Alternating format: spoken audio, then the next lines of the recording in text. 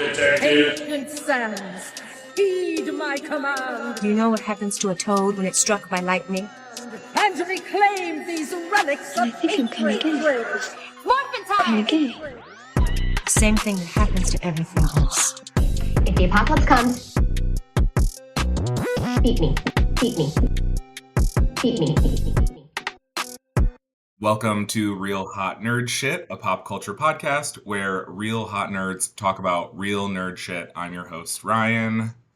And I'm your co-host, Shauna. And on this episode of Real Hot Nerd Shit, we are talking about the 2002 movie Secretary in our theme of What's Your Fantasy? And so we are going to have a special guest hot nerd for this episode, Whiskey. So welcome to the podcast. Hello. Thank you for having me. Yeah. Welcome, pal. How are you? You know, it's great to be alive. Sure. Sure. As I always really... say, it's better than I'm here and it's better than the alternative. Yeah. And that is, at the end of the day, always true. Like, most days. I appreciate some days it's a little closer than it should be, but it's always still better just the same. You know, but still we move, right? Yeah, exactly. You know, I know where my weak spots in mental health are, and it's right around there. So, you know, yeah, exactly. How's the weather where you are? Because it's fucking miserable in Cleveland. What do they say in New York? It's brick. It's brick as fuck. Oh, yeah, that makes sense. It is like, I think 8 degrees. I think it's 12 now. We're a little higher. Ooh. I got excited about Heat that. wave. I need to go back to double digits, and then the double digits is -10, right? Yeah. So, wrong way. Yeah, the monkey, the monkey's paw curls. Yeah, exactly. Yeah, but you know, we're here, we're out here, we're Black, we're beautiful. Yeah, and we're gonna make things happen no matter what. I know the time that we're recording this, it's 3 days in. We're 3 days into T-Rump Part 2, Shitty Boogaloo. So, but we've done this before. Our ancestors have done this before. As long as there's Black and trans people, we will make it. Amen. Because we are the center of it all. Yeah, we'll talk about it during general banter, but I'm really excited to have we go a little ways back to I know you said you moved 5 years ago, but it feels like our paths started crossing. I was trying to remember, was it like 2015, 16 Cleveland Activist Network era? Yep. Yeah. Because going back and watching this, I've been reflecting on that. I'm like, wow, I have been doing like activism specifically for at least 10 years.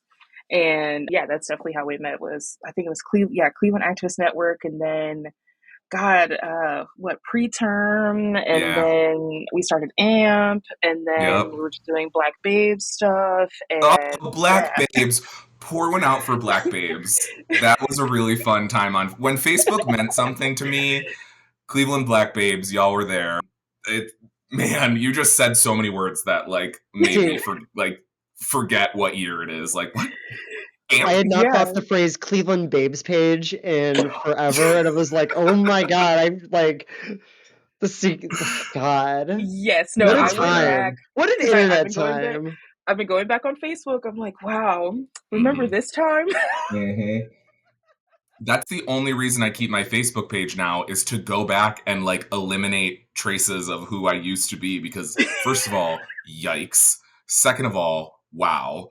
Third of all, I don't even want to be on Facebook anymore. I'm only keeping it to manage like the Instagram shit that I have to do.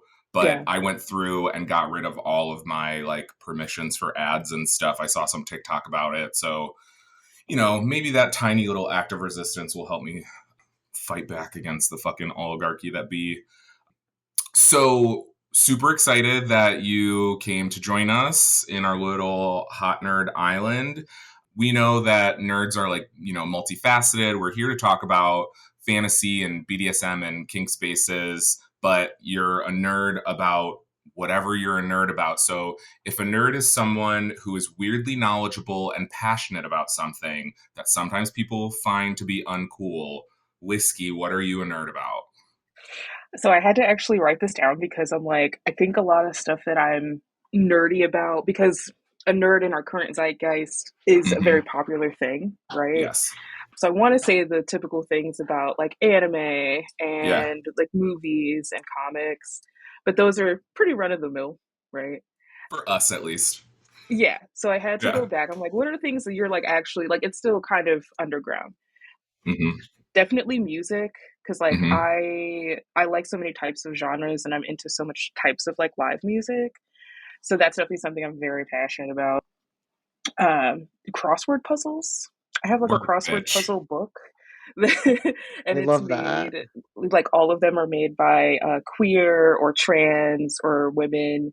So it's like a very radical, like feminist crossword book that I've been working That's on. amazing. You need to send I that like love over that. Gmail Yeah. or something so I can buy it. Oh yes, I absolutely will. I also collect teddy bears. That's something I've done since I was a child. I have like 20 teddy bears specifically. How endearing. I That's just so love them. I just think sweet. they're cute. I just love them. And I'm getting into figurines. I am Work. definitely the nigga who collects anime figurines. I have a Yeah. Uhura. I have a Gloomy Bear. I have a couple characters from Jujutsu Kaisen right now. So getting into that and archiving. I'm really into like preserving history. Yeah. One of my majors in college when I was in college was sociology. I wish it had been anthropology actually though, Mm-hmm. because I'm finding that preserving the memory of peoples, of places, of knowledge, because when people die, a lot of those things are lost. So I'm finding that it's very important to maintain memories of people, of what they experienced, the places that they went to, the food that they ate, the language that they had. And to segue into like our topic, one of the things that got me really into that was the leather archives in Chicago. They have a very strong collection of leather history, especially during the AIDS epidemic, that it really changed me. And making sure that we remember people that were victims of a genocide legitimately in Yeah. this country, Yeah. right? And to preserve, because a lot of those people that passed on, their families didn't want anything to do with them because of their queerness. So it's important to me to maintain their memory, speak their names, and hold on to that. So I'm trying to do that now. I just got accepted to do an archivist role for a group in the UK called Otherness Collective on Sick. Instagram if you find them. So I'm going to be just talking about queer people in Pittsburgh, queer people, like Black people in Pittsburgh, just sharing all the things that I can find. Because, especially in this digital age, things are not tangible anymore. So we Yeah. need to hold on to them. Well, and I It's was thinking as you were talking about all of that, how there's like when I think about what like Facebook and all of that really was, it was Mm. those kind of memories. It was the places we ate as we document our food. It was, their Mhm. friends and those moments and all of that that we're, kind of losing. Like it for me too, it's like the, historical record of, the back when we were uploading our sequence. pictures from our cameras. Yeah. Using cords. Perish the thought. Yeah, Using a right? Like fucking cord to put a picture on my computer. My Yeah, separate like devices. yeah, I mean, because I think all of us are around the same age, like mid 30s, right? So we're the we're last 40. generation of people. Oh, whatever. She hit a milestone recently. Let her have it. It's But important. we're the last generation of people who knew a time before computers, Right. whose lives Right. who weren't fully online, right? Like aren't digital natives. Like once we die, we're going to be the last people who knew what a cassette was, who Yes. knew what a CD was, a DVD, like even a Blu-ray, right? Like we have a computer that it didn't move. Like I'm on a laptop right now. Right. Right. Who has I had to desktops watch anymore? I had to watch porn on a desktop in my basement and hope no one came. Oh, Other so than me. Hope vintage. no one came down. I mean, Oops. listen, if you're an edger, that's Yeah, between you and right. your I history. hope no one came for 15 years. I've been edging for 15 years. Yeah, I actually we don't talk about like our lives outside of, real hot nerd shit much on here, but, both Shauna and I work in sort of progressive, queer oriented spaces. And I just feel so fucking lucky to have spent and to get to spend so much time with our elders. Like Yeah. when I worked at our LGBT center, I would be there for our senior programming. And granted, it was like mostly cis white gay men. Like there weren't even a lot of women. But one of the things that I, of course, learned during that was like, that's because women are still working at that age. Mm-hmm. And like, these men in their 60s and 70s are retired and their lesbian counterparts still have to work because pay inequity. But just getting to hear those like firsthand accounts, honestly, of like someone that I know is talking to me and telling me that like there were days that they would just wake up and check the obituaries to see which of their friends were dead. And like, not to be too morose, or I don't know if that's the right word, but like, there is a part of me that is getting very scared for the continuous safety and well-being of my friends. And like, I don't I fucking, cancel the energy of even having to think about that. But like, shit is getting real. And I am my anxious mind. You mentioned this earlier, but like, we've done this before. Our ancestors have done this. We have survived. But even in saying that, like realizing we didn't all survive, and like it was not for lack of our trying, but it was because of, they wanted us to not exist. And so I believe this monster when he says like deportation starting day one. Like my friends in Chicago saw it happening. Like it is, we should believe him when he says he doesn't want us to exist. That doesn't mean we should live in fear. Like, I will go down fighting in this motherfucker with my refusal to adapt to, pick one gender. Mhm. And also, like, yeah, I absolutely believe you're coming for me and my family. And so I don't even think I meant to like fully connect it to that first point of like segueing into current events, but yeah, the inauguration was Monday. How are you both feeling 3 days in? I hate it here. Legit. Like it's it's it is very difficult, as a trans woman, as this like, you know, I spent the weekend in Las Vegas playing in the Sin City Classic, which We is the haven't even caught up largest about. I LGBT can't wait to sports hear about it. tournament. Yeah, and it's like it is huge. Like there's 500 people alone for just dodgeball, which is my sport of choice. And so Oh like my it's god. this massive, a dozen sports all in Vegas and these sporty queers just everywhere. It's wonderful. It's beautiful. And it was so great to be surrounded by community this weekend. And, I'm very fortunate because dodgeball is a very inclusive sport. It is and I think it's because co-ed dodgeball and like open dodgeball where anyone just plays and that's the team is so much more the norm, unlike a lot of other sports Mhm. which are very gendered from the start.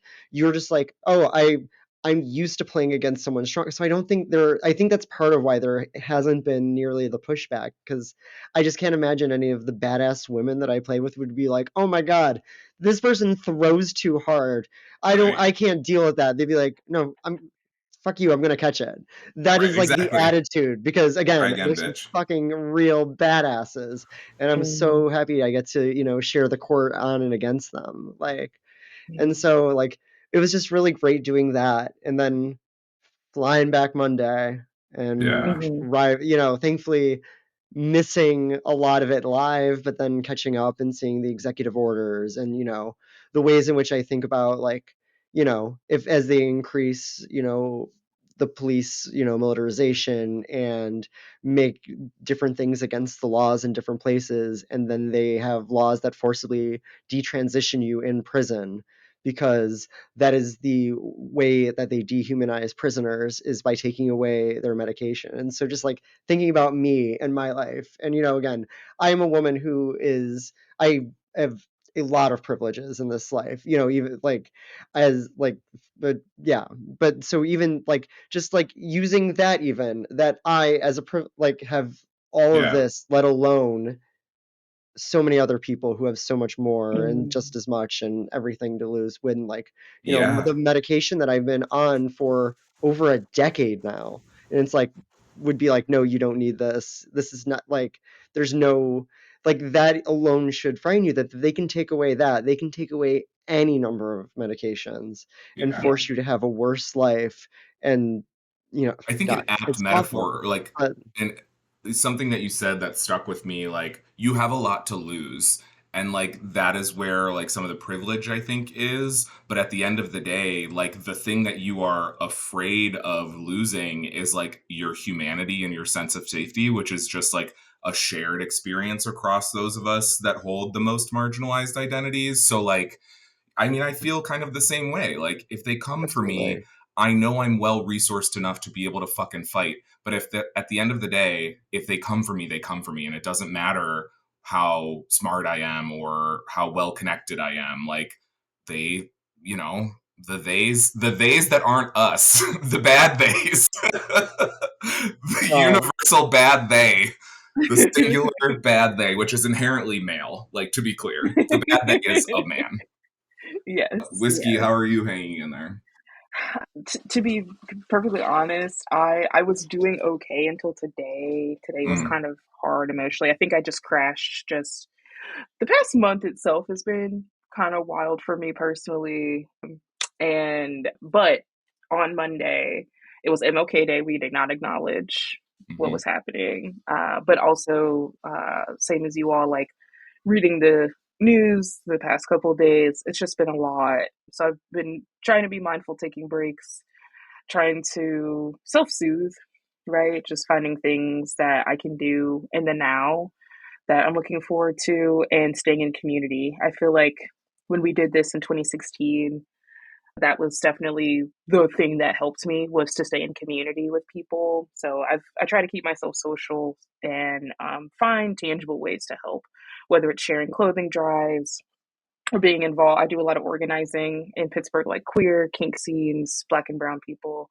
So just trying to find pockets of joy and, stop scrolling. Like, if you don't have to scroll, don't scroll. Like, do something else. Talk to your Agreed. friends, kiss your pets, check your phone in the river. I don't know. Like, live your life. Take your pick.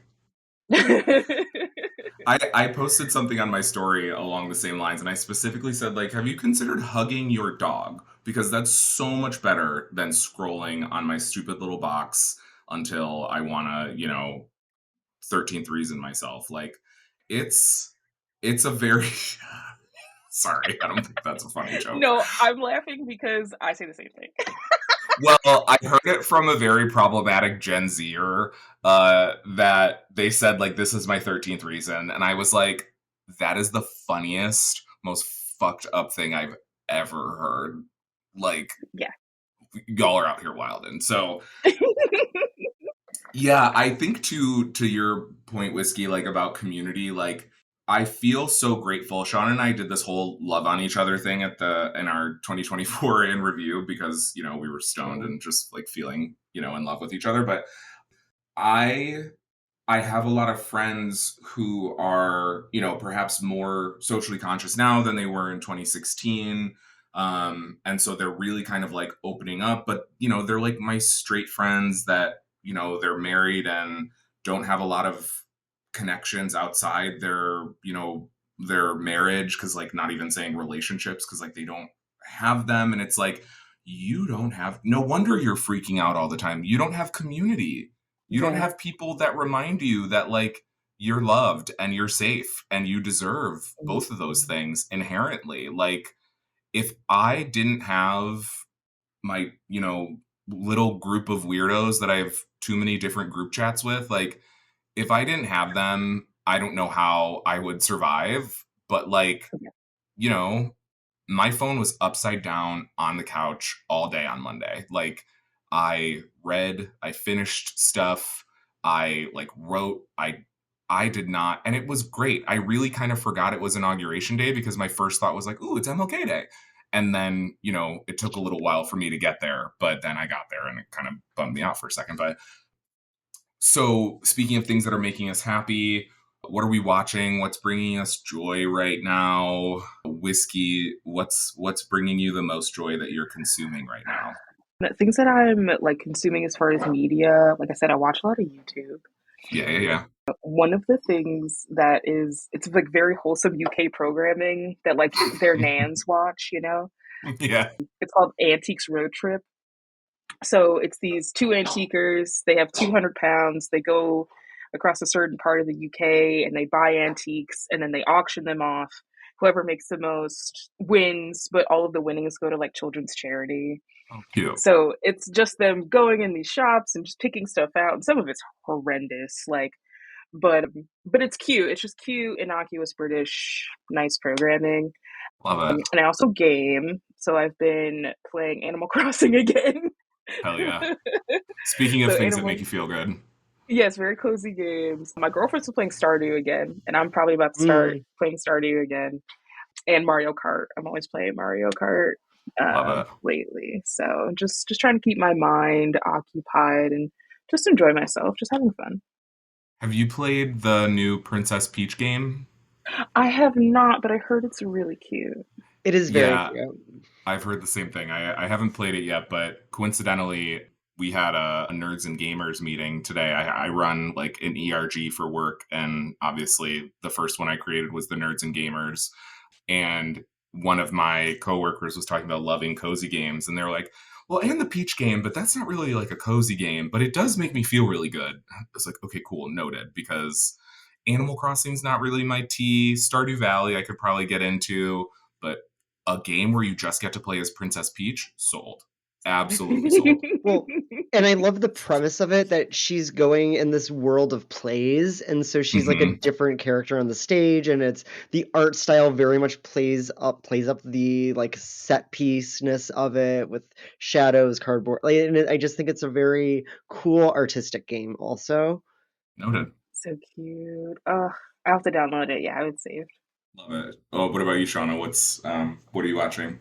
So I've been rewatching Glow about the Yes. gorgeous ladies of wrestling because Yes. me and my partners just binged the Mr. McMahon documentary, which is fascinating. Ooh.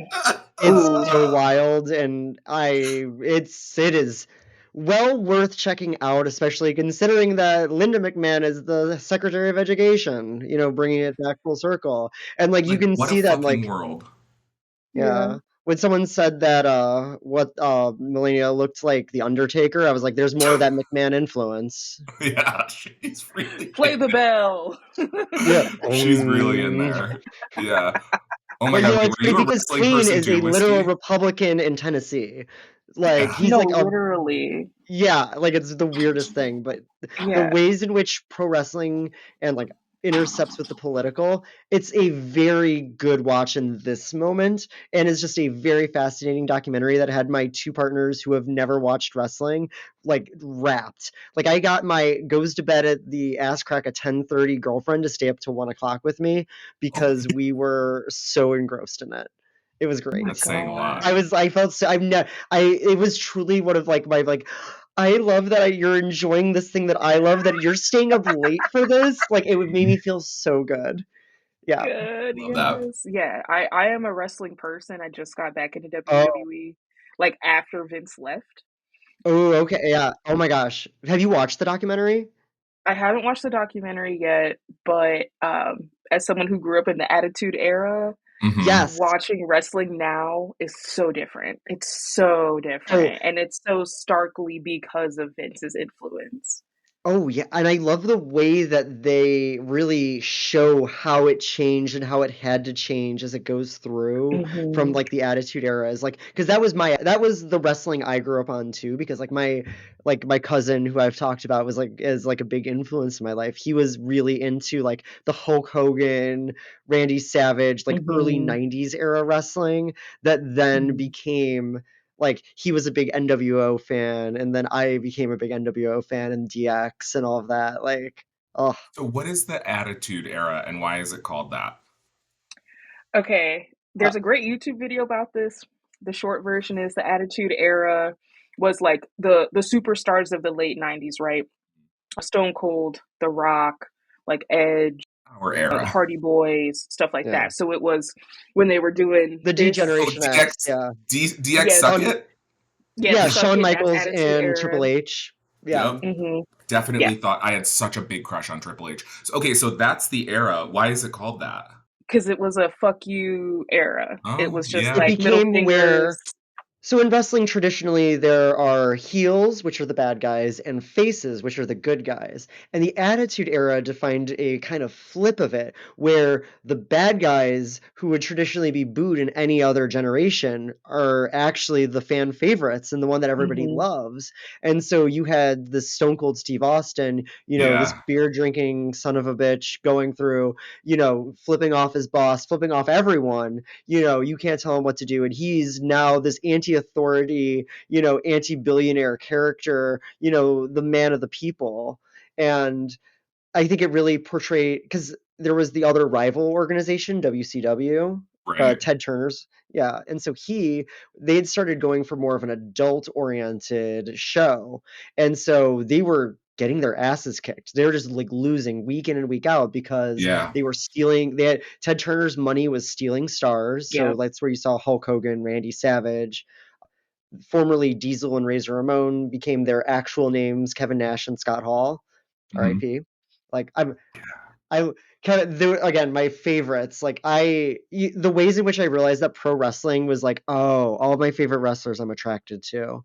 Yeah, That makes Yeah. 100%. sense. Like I was like, oh, this is like, oh yeah, well I mean yeah, like Shawn Michaels, Sexy Boy, and like yeah, I could still sing it, but I'm not going to. But yeah, so it became this very adult show that then WWF needed to change. Got it. And they then were like, okay, we need to be for more adults. And so that's where they leaned into the sex sells and they leaned Mhm. into the more violence and Sable. this really like raw as war. Yeah, Sable, exactly. Like, Yep. yeah, definitely worth checking out. So that's where the Attitude Era really kind of got its like claim to Got fame it. of like, is this like, I want a wrestler with attitude who can really like, Got you it. know, That was definitely my era too. I like Anthony is like our ghost friend in the wings now, who like I just reference him all the time. And he texted me about listening to the last one. So hi again, Anthony. But he was my friend that like got me into all of that stuff. And so like same thing, WWF, WWE, whatever. Like I went to one showcase, whatever they would be called, when it was the Gund Arena, and his dad's company had like loge seats or whatever. And so I just remember like holding the styrofoam head over my head. It was like the one piece of memorabilia. I think I bought a D-Generation X t-shirt, but like just head. Like oh my I God, was like Al 9 Snow. years old Oh, chanting head. What does everybody yep. want? Head. Like Yeah. what? Wild. God. Like I'm thinking Wild. I'm in like the eighth, like seventh, eighth grade. Like we Yep. would go over to like my friend Jimmy's house and like we would like wrestle in his like mom's basement, like Yep. on like mattresses and Yep. like Josh's and house. then yeah, then as he listened to ICP and Yep. yeah, that was the like yeah, he loves South Park, ICP, and then we would watch wrestling. That was like hanging out at Jimmy's house. Yeah. So I realized that the intersection of like me and Shauna's interests as So children, funny. and also including now whiskey in this, because man, I cannot get over how many fucking weirdo queerdos were like watching WWF, like wrestling their friends. Like It was what? so gay. It was No, So gay. Like it it's was so gay because the thing that I've realized now as an adult going back watching wrestling is that it's the perfect distillation of theater, athletics, and drag. Because you have people that are at the top of their game, they're selling kayfabe, so they're always going to give you some kind of storyline. It's going to be insane. They're putting their bodies on the line every night to like give you a show. So you have the live theater aspect, and then they're always dressed up. They're always wearing the most absurd, like craziest outfits that you can imagine. Yeah. Or they have this certain persona that they put on. Like a lot of like Shauna said, like a lot of wrestlers don't use their real name, so they have a Right. persona which is different from who they are outside of the Like ring. drag. So just like drag. So Yeah.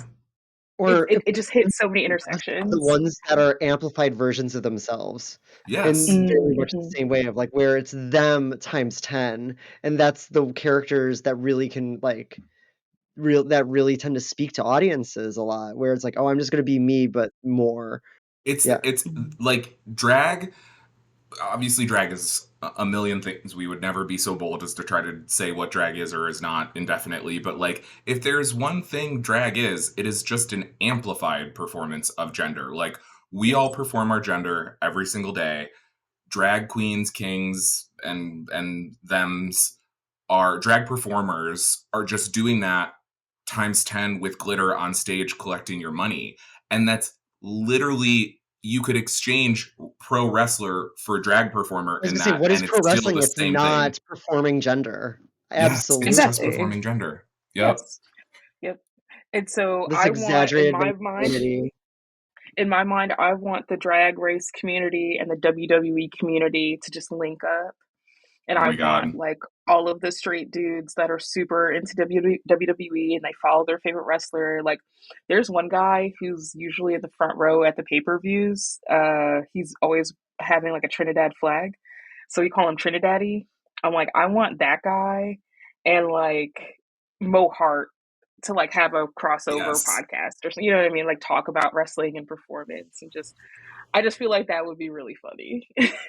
I think so Drag Race they always do a makeover challenge, and it's always, someone that's like not in the drag world or whatever. And like, usually they have like fans, or like, I think one time it was like the dancers from the Work the World tour. But like, it would actually be really funny to have back-to-back maxi challenges, or even like have the mini challenge be these wrestlers come in and teach the girls how to do moves, and they have to like fucking do wrestling moves on each other. And then have the girls make over the, like, RuPaul, excuse me, Miss Paul, I have an idea Hello. for you. We're gonna make millions. Let's go. That's free marketing. And All she to heard was, I finalize should this, frack more. She said money? Turn on the fracker. no, another thing, I've been saying this for like a year now since I've been rewatching it, especially because the stable of women has grown so much in pro wrestling. So I need to know, what foundation are you wearing? What are you using for your eyebrows? Lipstick.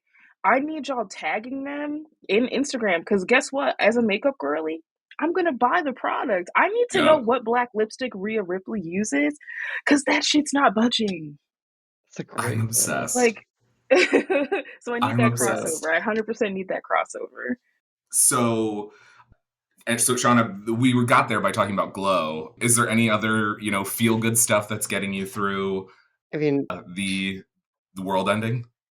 Marvel Rivals. It's been Yeah. it's had me and it's been so good. So Like what is cool. Marvel Rivals as someone who doesn't have a next gen console? Like, is it just Mortal Kombat with Marvel characters? Like, what is it? Are you familiar with the game Overwatch? Yes.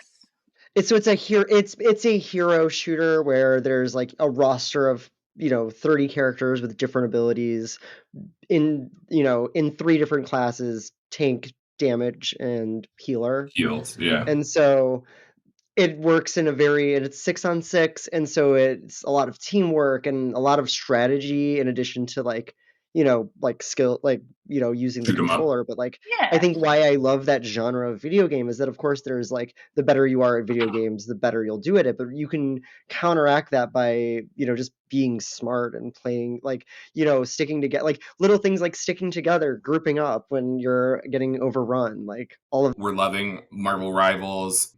I actually took a little break over the weekend. I was like getting kind of burnt out. Like I wasn't having a lot of fun, and I wasn't spending enough time on it. Like I would play a couple games and then, not do great, and then blah, blah, blah. And I needed a little bit of a break. And in that time, I like, I got caught up on comics that I was behind on. And like, it's a couple hours a night, but you kind of forget how much time you get back when you take a couple hours a night. So my feel good stuff, I'm reading, I just finished Amy Jo Johnson, the actress that played the original Pink Power Ranger, a comic called The Return that like takes place 30 years later. It's a different universe than the show, but I backed it on Kickstarter like last spring, and all the stuff finally came, and I actually forgot all the shit that I ordered, but I got this. This is the hardcover of The Return. And then this was the one shot called Pink. That was just like a 5-issue run that centered on Kimberly Hart, who is like the original femme icon. Like, Storm is my fave, period, end of story. But the second I saw that bitch high kick in a denim skirt, I was like, you can do what now? Okay, I'm sold. I'm absolutely sold. So yeah, that's my reading. And I'm rewatching Buffy. As I have talked about on the show a million times, I've watched every episode like more than 5 times at least, except for the shitty ones. But I haven't sat down and watched season 1, episode 1 to season 7, episode 22 in years. I can't tell you the last time I watched it straight through. And when I tell you I'm like re-falling in love with this show, it is so good. It's so fun. It makes me so happy. And I'm just, I really like kind of fell in love with it all over again. And I am on season 6, episode 7, which the super nerds will know is the musical episode Once More with Feeling. And I'm like saving it until I have the appropriate time to sit down and watch it like with full attention, because Like with feeling. With feeling, you stupid bitch. I hate you, Shauna. I hate you so much. Okay, so speaking of stupid bitches, let's get into this program. So we are here to talk about the movie Secretary. And so when Sean and I were like creating our, sort of episode themes, we knew we wanted to do some stuff around fantasy, like role-playing games, Dungeons and Dragons, and Lord of the Rings. But then, Whiskey, you actually, when you like sent me your information and you said this was something that you were like nerdy about, I was like, oh my God, that's a different type of fantasy. Oh my God, it works so well. And so this is the end of our episode run on fantasy. So, tell us what makes you a nerd with like BDSM, the kink community, like what's your origin story? How did you come to it? Wow. Okay. Well, I have to go back. To be fair, it did start very early for me at like a probably inappropriate age. Sure. Yeah, we all have those memories, babe. We all have memories. Okay, this is safe space again. Safe space. So, little fun fact about me: my mom was amazing. She always provided for us, made sure we had the freshest clothes, new kicks, all kinds of shit, right? So when I was a child, I had a TV in my room, and that TV had a cable box. Yep. And so I was able to do the old school 90s thing of having I Love Lucy on one channel and then flipping to Last and then watching like Real Sex on HBO at the same time, or like Sex Talk with Sue Johansson and stuff like that. Queer as Folk was mine. MTV's Undressed. Ooh. Yep. Oh. Formative. Absolutely. Formative. Yes. But then I was also watching I Love Lucy too. But same. I think Undressed is on Paramount, actually. I should probably go back and watch that. Ooh, but I'm curious because it was very progressive for its like time. No, for the time, it was very progressive. They were talking about condom usage, same-sex attraction, like blowjobs, like masturbation. Masturbation. Yeah, it was such a great program, actually. Shout out. So that was kind of my early exposure, and like Real Sex, especially on HBO, was a big one because I remember there was one episode about kinks, but like the specific one was balloon popping. Mm-hmm. And I'm like, I have still wanted to do that, but I'm like, that's just it's such an innocuous thing, but some people are just really into it, right? Mm-hmm. And I got into active public kink. It's been 10 years officially. Happy anniversary. Thank you.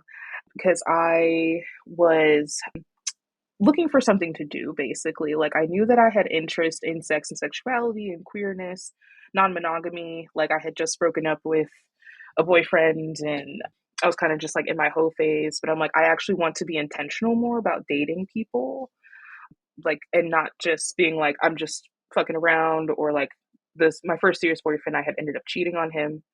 So I was like, I knew in my heart that that was something that I wanted, but I didn't have language around it. Mm-hmm. So I went exploring. I had found out about this site called FetLife. I joined FetLife, and through that, I started going into public kink in Cleveland when I still lived there. And that was a really good base for me because it wasn't just the kink part of it. Like, that's what brought us together, was the kink aspect. But a really big arm of that was a nonprofit. It's called Ohio Smart. And so they had to do education as part of that. About having their funding was to do education. So we did a lot of skill sharing. We did a lot of safety about how to safely hit people, like something innocuous about spanking, right? Like, if you hit someone in an improper place, like learning biology, if you hit someone in the wrong place, you could cause kidney failure and they could die.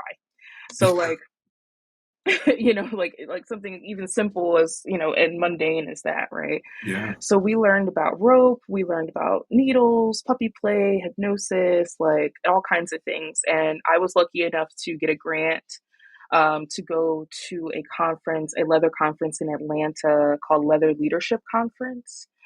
And there I also got to meet like more people of color, because Cleveland, it's a very white space.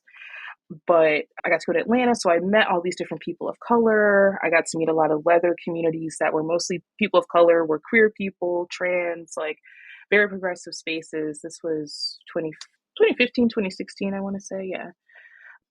So ever since then, it's just been something that I'm very passionate about. I wanted to be a teacher when I was a child also. My dad told me not to get into that because there's no money in it. I'm very glad I listened to him. But So nonprofit work, where all the literally, money is. Notoriously Yeah. raking it it's in. so much money, right? Yeah. But that's something that I've taken with me about sharing education with people, making sure that if you're going to do these things, make sure that you do them in a safe way, right? So I got caught very young, and pretty much ever since then, I've done so much organizing for it, just kink and queerness, and making sure that spaces are disability friendly, that marginalized people feel welcome there. So I've started and been part of so many different types of kink groups. The one I'm in right now is called Arrow Events Pittsburgh. So yeah, that's just mostly what we focus on, and we do a lot of consent roundtables. We're having our first play party next month. It's just something that it's a great expression for people to own their sexuality and to own that part of them, because it's such an essential base thing that we do, right? But also remaining the fact that it's like kink is a aspect of sexuality. It doesn't necessarily need sex to be valid, but it is a fun way to express just silliness and protocol, to actually have understanding of self, to like find a better part of yourself by having those desires met and having your emotional needs met. So a lot of that is very much intertwined with each other for me. I like what you were just sort of, beginning to really get into, and sort of how kink serves purposes that are non-sexual, like something as simple as like the movie that we're going to talk about that, really kind of focuses more on just like a dom sub dynamic than the larger, sort of BDSM world. There's a lot of other kinks that are involved, but that to be able to have a intentional, well partnered dom sub scene where you are literally like letting complete control go, and like, I'm newer-ish, like, I mean, sex and sexuality being what it is, like, again, we were lucky at an early age to get some exposure, like Talk Sex and Queer as Folk. Like, I had heard the expression rim job, well before I knew what it was or how to do it very well. But like, I've just had my first, partner, lover, whatever, like, we were in sort of like a non-monogamous situation and we're like talking through it. We did it very poorly, and but like my relationship to sex and monogamy has always been sort of left of center, whatever that might mean. And now as an adult, like understanding how gender and like control and power dynamics all are things that you not only choose to engage in. Again, my only real experiences with like dom and sub play, but is like you come out of it feeling like a different person, and if you care for each other in the right way, that's a wonderful, beautiful thing. And I love how you sort of primed us for the conversation. I appreciate it. Yeah, of course. And Shauna, it's go ahead. no, go Sorry, ahead. Yeah, Whiskey. Sean, if you have anything. Oh yeah. Well, I mean, and just like thinking back, like so, like I also have experiences, with the community and with like, with different practices, and have been in dynamics myself in different ways, and so like seeing all of that kind of ability to kind of let go and release what Mhm. you're feeling, and especially as we are so constantly in this period of feeling out of control. And this is kind of getting into one of like the themes of the movie that I really felt. But we are, especially when everything feels out of control, to feel like you are at least in this moment safe and under control. Even as bad shit, is happening to you or whatnot, like you are still okay and you are in good hands and taken care of.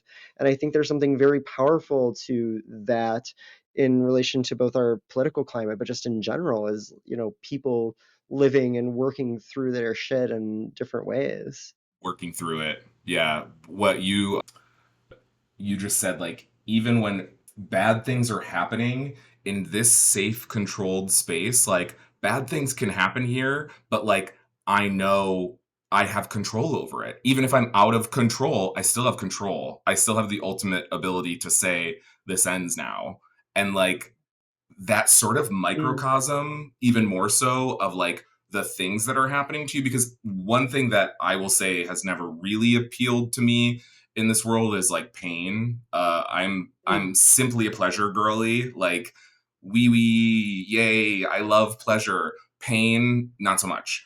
And that's not to, again, I blanket. We're not trying to kink shame. If somebody missteps in how they're talking, give us some grace. I don't talk about kink a lot. Whiskey's got this shit down, like, a decade in, but I don't talk a lot about kinks publicly. So, I'm not trying to kink shame when I say like pain is just not for me. I don't care if anyone else does it. I don't want to experience pain. So that idea of like perhaps the value in it is that like I am in control of this pain that is being placed onto me, or however, like whatever the express way of saying it is. Like maybe that is where the pleasure is. Maybe that's just what I hadn't considered, is like, why would you submit yourself to that? Well, because you get control over it. The rest of the world, you don't. That's Yeah, wild. yeah. Hmm. I will say that's definitely, and uh, if this is audio only for you, I am a Black person, so so so I understand that there are a lot of people of color, and especially for Black people, and that's something that like I've had to try to shed some misconceptions to other Black people about being into kink and being okay with pain. Like I'm like you, Ryan. I'm a Yeah. pleasure Yes. doll. That's what I like. Yes. I like Please. a little pain mixed in, but it's not Sure. the number one thing for me, right? It's discomfort, Uh, not pain. yeah, yeah, and that's perfectly valid, right? Because like Hmm. not everyone wants that, right? And I think sometimes one people have misconceptions about kink, and they just think it is that DS dynamic, or it's just being paddled or flogged or whipped or all that kind of stuff. And it's like it's not just that. There's a lot more that goes into it that can work for people, but also just the pleasure. It can be like an actual overstimulation of pleasure. Like you're actually having so much that it's like, oh my God, it's too much, right? But having to explain to other Black people that it's like, look, I like this because it is something that I'm choosing for myself. I wasn't brainwashed into this. It's not because of my trauma. Like I genuinely enjoy doing this because of the satisfaction that it gives me as an individual, right?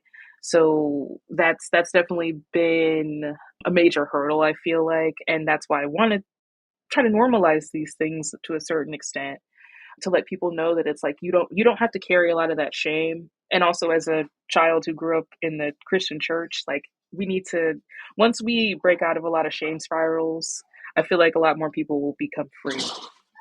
Like God is not punishing you. God's not mad at you.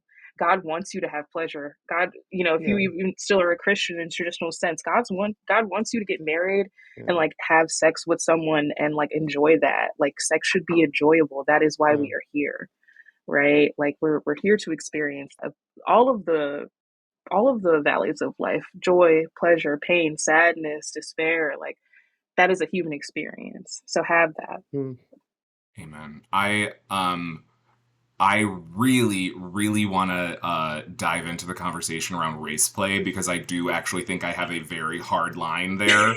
Okay, cool. Okay, got it. No, we don't do You, that. yeah, No. you started talking about it, and I remember my very first claw in Cleveland. I Oh my saw God. a Hmm. white man toting around a black man, and the black man had whip marks all on him, and I was like, whoa, whoa. And I don't even know that that was race play. That just so happened to be the racial Just dynamic the between these two people that might have just and been involved ignore. in impact play. Exactly. Right. And Yeah. that's definitely one thing for me. Whips are a trigger. That Nope. is one of the few things that I'm like, nope, I'm going in the other room. Y'all Yep. got it. Yep. Just even hearing the sound is like, Yep. no. But at the same time, some people are into that. Yep. Whatever. That's between you and your therapist, your God, whatever, Your you know, ancestors, because they will have questions when they they, come to you. They will yeah, have they're gonna be questions like, about why you let this happen. Like, so what were you like? yeah, But yeah, that's between you and what you do. exactly. All that, cool. Race play, that I do Mm-mm. not. I have no patience for it. I have no uh, reframing for it. I say this with my full chest after my whole I'm sorry if I kink shame. If you are into race play, you have some shit that I'm you pink need to work shaming you. through, irrespective of any other person. You got to figure yourself out and why you would be cool with that, Yeah, because that is a different layer of harm that is generational. yeah, Like, yeah. okay, cool. I'm glad that I was really worried that you were going down this path of being like, and when it comes to race play, like for Oh me, no. I was very nervous with. Mm-mm. No, no, no, no. That Phew. I mean, I personally, like I said, there's very few things because like taboo is taboo. Right, There are some things that like you could kind of have more of a gray-ish area about, like if you're sure. really into like certain Age fluids. play. Oh, sure. Yeah, Yeah. like age Well, I was play, thinking even like playing with misogyny, like, and I feel like that Yes. kind of is yeah. something that's not. It's somewhat analogous in terms of, I feel like, in terms of like when with like slut shaming within, like being Mhm. able to take that because is like in like get power from it. Like I understand it in theory, even if of Right. course some things in practice are just much different, you know. Right. But that's where, but like I see a certain kind of work through there to, in at least in that regard. Mhm. Yeah. Yeah. And because I'm thinking even humiliation, like humiliation, again, that's just not for me. I don't really particularly like to be involved on either end. And race play is like dehumanization beyond Yes. Mm, humiliation. And so while I am, tolerant and will engage in a little bit of humiliation for the pleasure of my partner, that's that is where we're approaching the line, and then there's a line I don't cross. Mhm. right. And and there's something to playing with your lines in that way of where you were before the hard cross, like, Mm-hmm. and I think there's Yeah. something to that. And again, that giving in that power and giving that control can be very freeing, and trusting. And it's because trust is such an important part of the whole process, Right. and being Yeah. willing to trust someone to play with your line, to get close without going over, is, I think, an interesting, they think there's something to be said for that in the context, and like, Yeah. it's Well, just like, yeah. especially with this film in particular, like, and I know that we'll touch on this a little bit later, but the fact that like not every person who practices kink or is into kink or BDSM has a trauma around the certain thing that they perform. I think Yes. that's another misconception that people have. They assume that something happened to you and that's why you're into this or whatever. And it's like, no, there's just sometimes sometimes people's brains are just like hardwired that way to be into this thing. Again, we are complex individuals as human beings. There's certain things about our brains that we just do not understand yet, and we're not going to Right. understand for a while, right? And like, and I'm hearing you both talk, and I'm just like, oh yeah, and I'm like, I've been I'm a lot less practicing these days, but at one point I was a very heavy bottom, and like especially for like impact play, like Yeah. that was a thing that like, I mean, my ex was a black belt, so it was very like part Damn. of like, like it had a sense of theatric to him, and so there was a lot to kind of doing that kind of performing in public in a kind or in like in a place-based way, like public place-based, Yeah. Mhm. but like perform and and there was like having fun with it, like singing during it, kind of like Yeah, really like being like really like we're he's doing spinning back kicks and we're just both like laughing like with each other during this whole process, and like there's something to that, like and like I really and I do appreciate that kind of going back to wrestling, the performancy aspect of it all, like and I think like I used to love, like he was very it's he's a fucking asshole, but the one that he was yeah, so good at fire play, it was amazing, and I used to love like with like the fire wands, and like it would just Hmm. the way that it would apparently just dance off my back, kind of like that interesting, like, and it was like a warm massage. It was yeah, delightful. yeah. I That do is. fire play. Like that's Mhm. something that Yeah. I practice doing, right? So Yeah. yeah, My interest is peaked. it's Like, really Well, you know fun. what? And if wait, oh, peaked. peaked, yes. Yeah. Oh, What did you yeah, think I that's cool said? too. Nothing, nothing.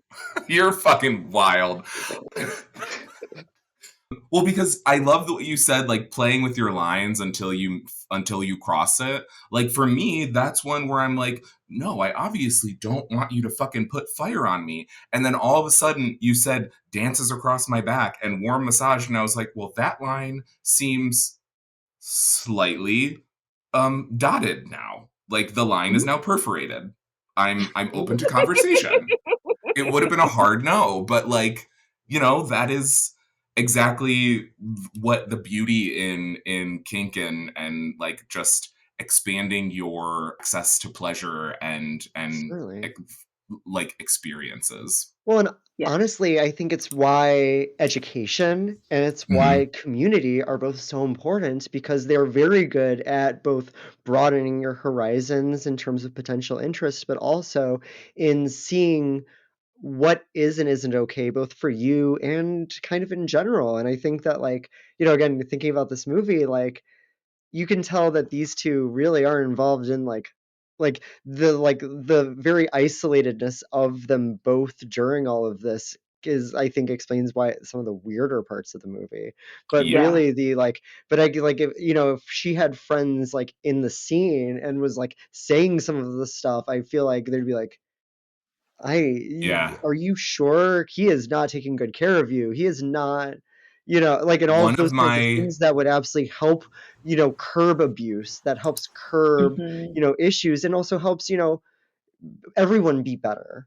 And I think that's yes. why do you think community is so important in that regard? So let's jump into the actual movie Yeah. itself. So, Shauna, take us through a quick plot summary. All right, so this story stars Lee Holloway, played by Maggie Gyllenhaal, and this socially awkward, probably like I just think I was like, there's a lot of autism going on, or like a Mm-hmm. lot of like early Mm-hmm. 2000s autism coded people, Hmm. Yep. and Hmm. like I just like she's Big time. quirky, and I was like, oh no, she's Yeah, that's okay. No, There's a she's name for autistic. that you will learn about yourself much later, my dear. But anyways, and so yeah, and so she's just coming out of inpatient treatment for self-harm, and her family has a lot of issues. They're very controlling of her. Like literally, she's a grown-ass woman still getting taken to and from work with her mom sitting outside in the car the whole time. She's, really feeling a lot of this kind of thing. And then she's very good at typing. And, she like, I think it was interesting how they kept referring to like, oh, let me see your typing grades. Like, But it was like, that's what about like, totally a thing.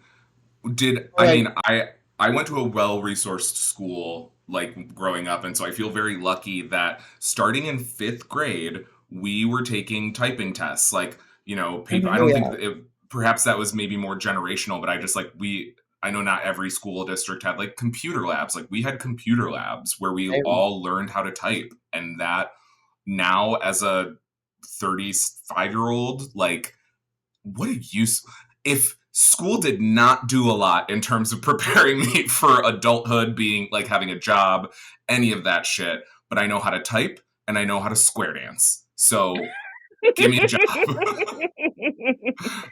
know how to Sorry. swing dance because of my high school, so I get it. Yes. Like, Yes. yeah. So yeah, All right, keep so us going. Maggie Sorry. Gyllenhaal goes to, starts working for this E. Edward Gray, played by James Spader, and I'm just like, oh, and so like Ultron is this like attorney, and he's very strict and exacting, and is again autistic. He's very autistic about a lot of things in his life, like a Super, yeah. very like assertive. They're different kinds of autistic, but they are both still Yes. distinctively autistic, is the way that I Yes. think of it. But like, and then, frankly, I've seen this exact relationship dynamic in many other people I know. Like, Yep. but that's neither here nor there. Yeah. And so then they start being a little less professional with each other as, he's talking, disciplining her, and then suddenly it gets pretty heavy pretty fast as, they're going, and then he abruptly stops, probably because he's her employer and Yeah. doing it Right. in their office where their other employees are just around, and apparently this just happens in a Yes. way that like is like, oh yeah, of course, my secretary, who I'm inevitably going to do very kinky things with. Yes, of course. Right. For stopping in Okay. shame. And I was like, gosh, Let's pause right there because the moment it takes the yeah, turn into the kink, I feel like is a good place to kind of start and unpack some of our thoughts, because I think all three of us just watched it again. I had never seen this movie before. It seems like Whiskey Mm, and Shauna had, but yeah, you both rewatched it, right? yeah. absolutely.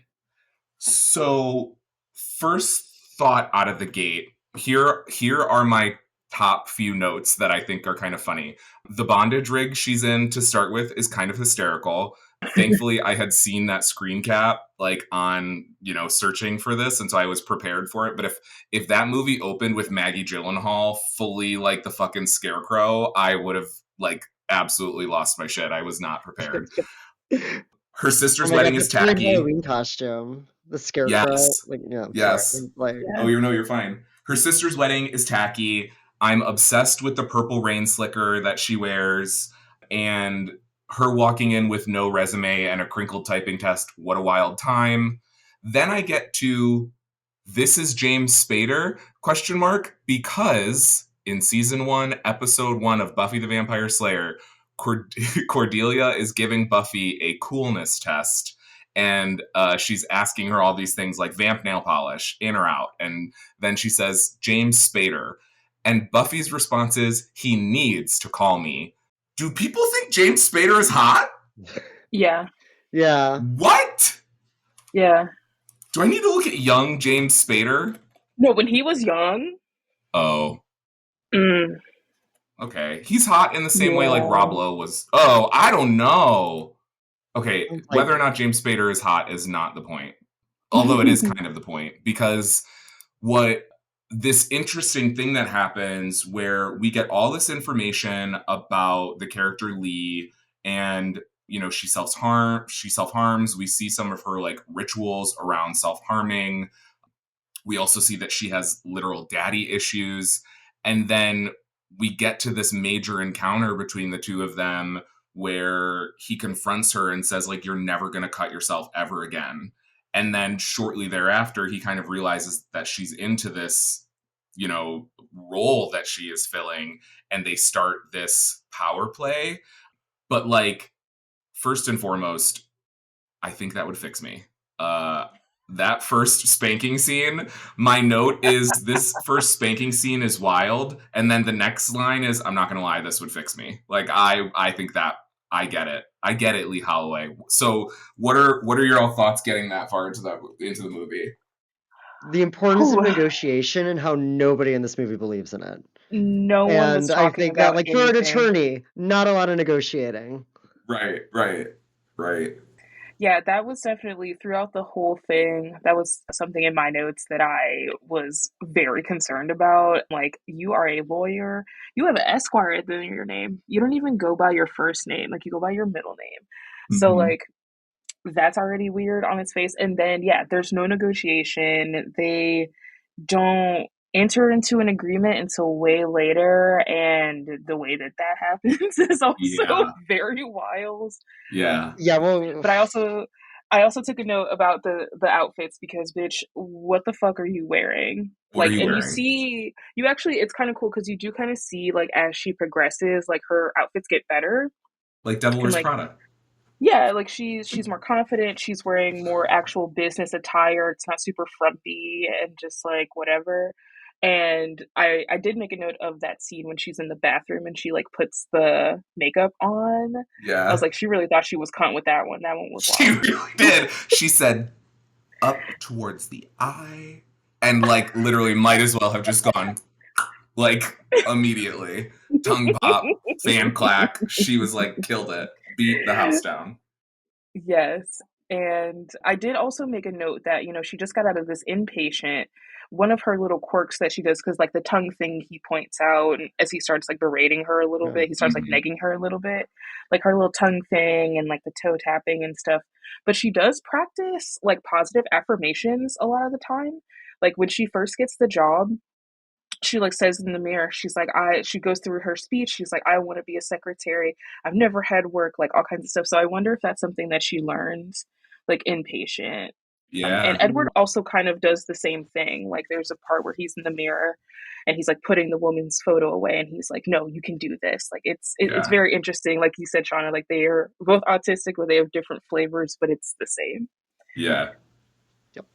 Like, well, and I think of, like, honestly, it made me think of back when I was in college and when I cut my hair and I was like, and I threw away like all of like my like women's clothes of the like I'm like this is like and I was like you're like that denial of self is like something that Mm-hmm. like really spoke to me in this. Like at one point like during the movie of her like, oh, I don't want to be this. This isn't who I am. Trying to hide and ignore parts of yourself and you're like before actually like well because so much of obviously they're kink and gender are different and then there's the but but that's still element of like oh I shouldn't be doing this, society says I shouldn't be doing this, especially Mm-hmm. like having transitioned a decade ago, then again everything old is new again, so Right. here Right. we are. But So one of the things that I wanted to, like, specifically touch on in that, like, sort of first half of the movie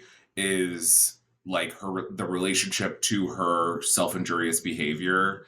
I was like, really, they did a great job of portraying what a person who struggles with self-harm, or what a person who practices self-harm experiences, like, all the way down to the ritualization of it. Like, a lot of times when self-harm is portrayed, like, it's showed as if there's no intention behind it, or like there's no practice behind it.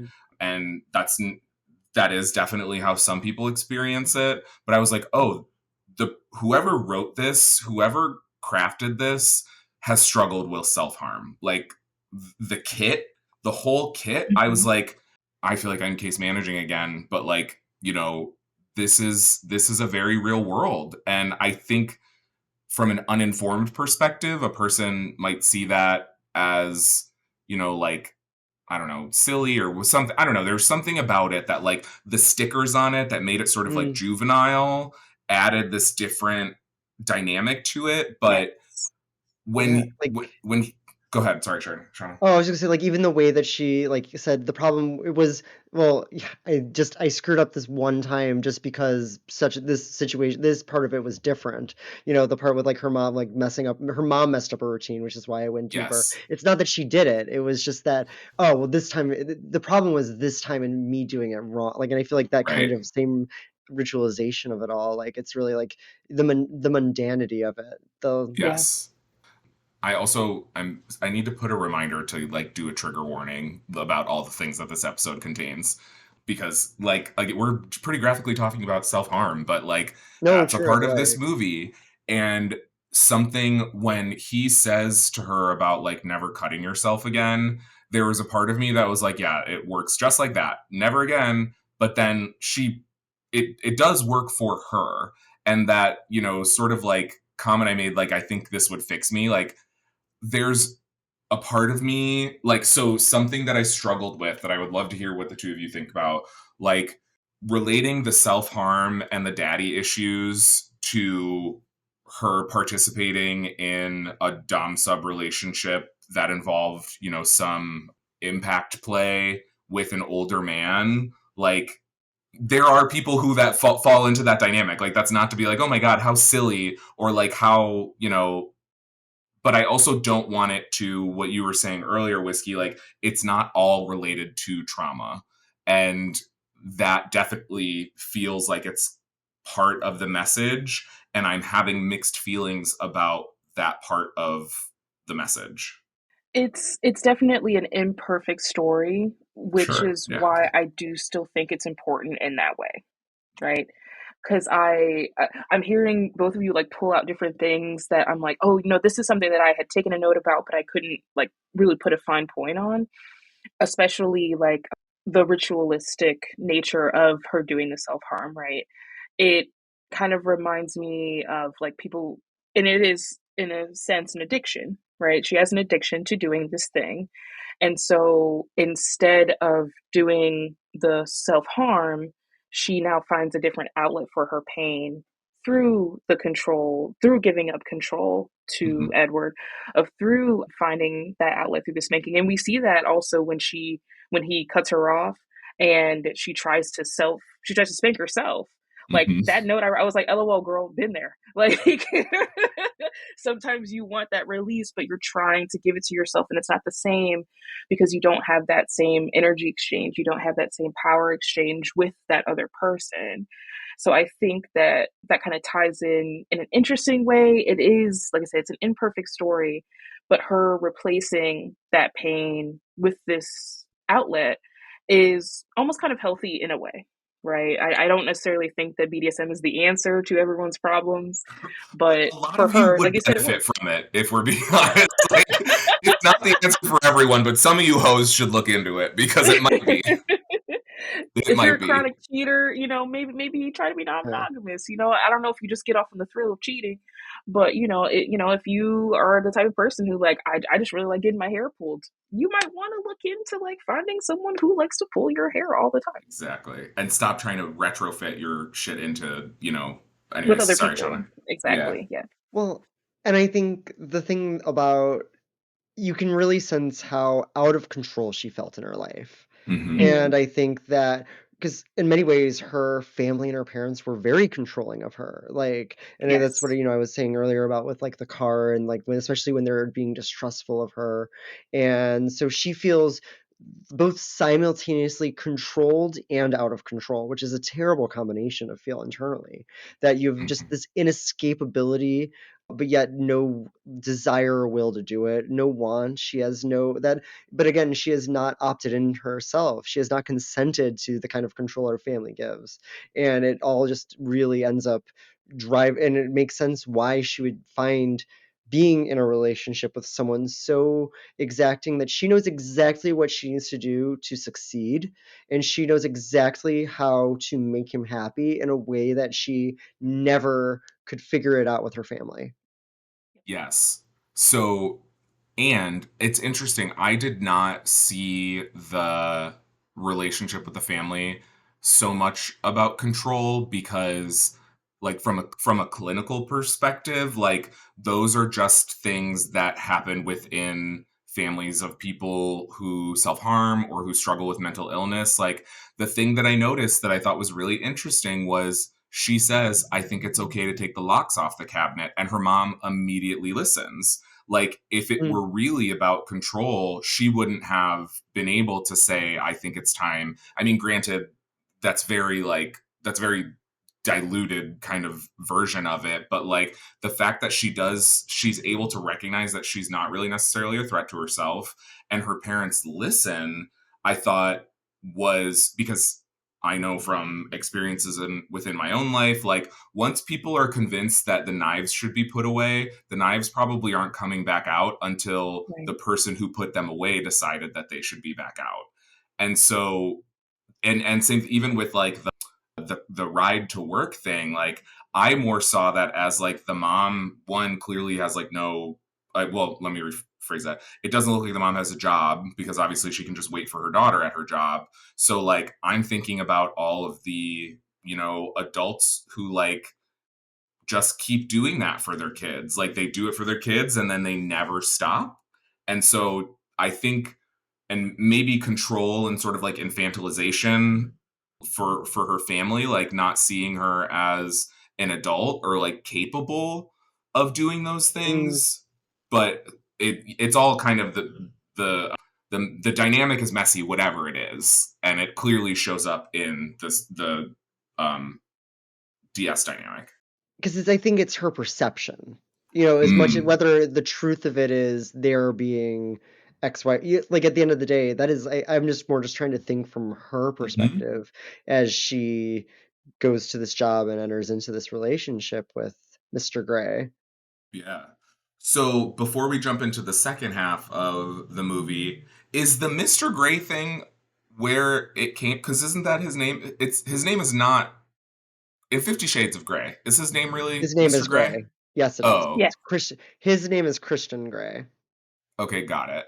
So is that a nod? It has to be. I can't confirm because I do know that 50 Shades was a Twilight ripoff, but it was with Sure. more BDSM, so it could be influenced by that because I know that Yeah, Christian the Grey's supposed to characters be are all Edward. based on, it's like it's a fan fiction that ended up becoming its own thing. Yeah, Got it. Which yeah, kind of makes me think that it is uninspired and that's literally what the person just thought, oh, Mr. Gray, and just used that again. Having read it, it absolutely, Feels I that don't way. like, it could no, and feel, yeah, absolutely. I mean, I've read the much better parallels are fan there. fiction. Yeah, Yeah. I Yeah. mean the parallels are there because it's like that character is in a DS relationship with her boss. She just gets flown out. He's just super rich. Like Right. that's kind of the thing. And he's got like a weird mother situation. This guy, I Yes, he don't. does. Yeah, We don't get any of his backstory, but there's definitely one there. There's definitely one there. I did write like when she's asking him the questions later on. She's like, "Where are you from?" That's the only question he answers. And he's like, Yeah. "Des Moines, Iowa," and I'm like, Yep. "Yeah, Right. yeah, I do not you would believe be you. from Des Moines." Yeah. Yeah. Yeah. Well, so that's, excuse me, I think like a great natural segue into it because something that comes up in the second half is, we see him actively trying to stop. Like we see him writing a letter to Lee. So Shauna, do you want Uh, to pick us back up? sure, like he ends it cold. Like he is just all one day. This relationship is over. This dynamic is over. They didn't talk about it. It just felt like, and now, like I really felt for her there. Like all of a Yeah. sudden, like this whole thing that was really giving her this focus and was really helping her feel centered is now gone. And that is difficult, Yeah. and yeah, gosh, I have more on that, but just but which I'll put a pin on, but yeah, so this leaves Lee confused, heartbroken, and determined to prove her devotion. She engages in an extreme act of endurance, waiting at the desk for days without moving. Well, and she also, even before that, I feel like she kept trying to get him to do things like where Yes. she would do the little, like, trigger activities that would, like, not in like triggered, but like would trigger. No, is that what the word is? I mean, I feel like that's it's Well, yeah. she very much has brat tendencies, and a brat, 100%. for someone who doesn't know, a brat is someone who will like go against the rules or to kind of like do little mischief and shenanigans to get the punishment, which is sometimes called a punishment, because it's like, I want to be punished, but I'm going to push your boundaries to like make you do it for me. Yes. So she has a little bit of those. So like one of his things is she's a typist, so she started misspelling things on purpose, or like That she does would seem like pretty not annoying, white. though. This is a legal document. It's a legal document. You're not spelling it. And she would like not white out things, or she would like try to make him read the paper so he could get the pen out and like draw on it and stuff. So she started doing little things like that to particularly get the punishment, and he's cut her off. He's not interested in that.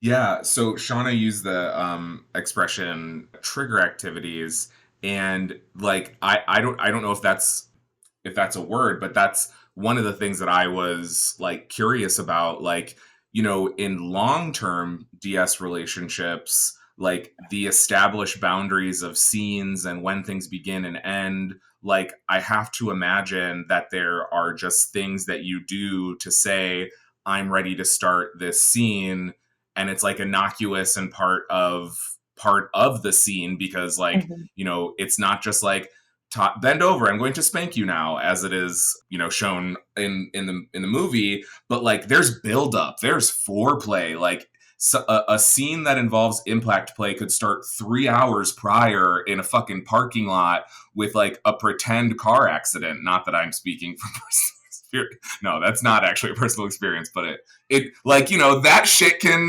that's the fun in it, is like part of the fun in it is the build up. And so, you know, seeing her do those very bratty things, and like, first of all, I love the expression brat. I call myself a brat, and I was actually kind of annoyed when Charlie XCX's brat thing happened, because I was like, no, different type. Still get the vibe, but I'm a different type of brat, which I guess is kind of brat. But anyways, yeah. So I guess I'm sort of asking, is that, I've never been in like a long-term sort of dynamic like that before. Is that like a common practice? Like, are there those things? Yeah, no, I mean, definitely, like you said, foreplay can start earlier, but yeah, that's part of the negotiation. And like, if you have that established dynamic, sometimes people just sometimes it's even as mundane as like scheduling it. You're like, it's Wednesday night at 10 o'clock, you're going to be bent over, and you're already Actually, coming, you already know Thursday. what's happening. Yeah, whatever Thursday. Yeah, No, like no. Thursday. But yeah, I there's just want to also get like them to little make that things that reaction. there's also little things people can do, you know, like, you know, if you want to have a little tonight, you know, maybe you're wearing that certain little outfit, that like, you're like, I'm in a little headspace, this is what I'm doing. So yeah, people could have all kinds of little tells and stuff that aren't verbal, especially, to get that going.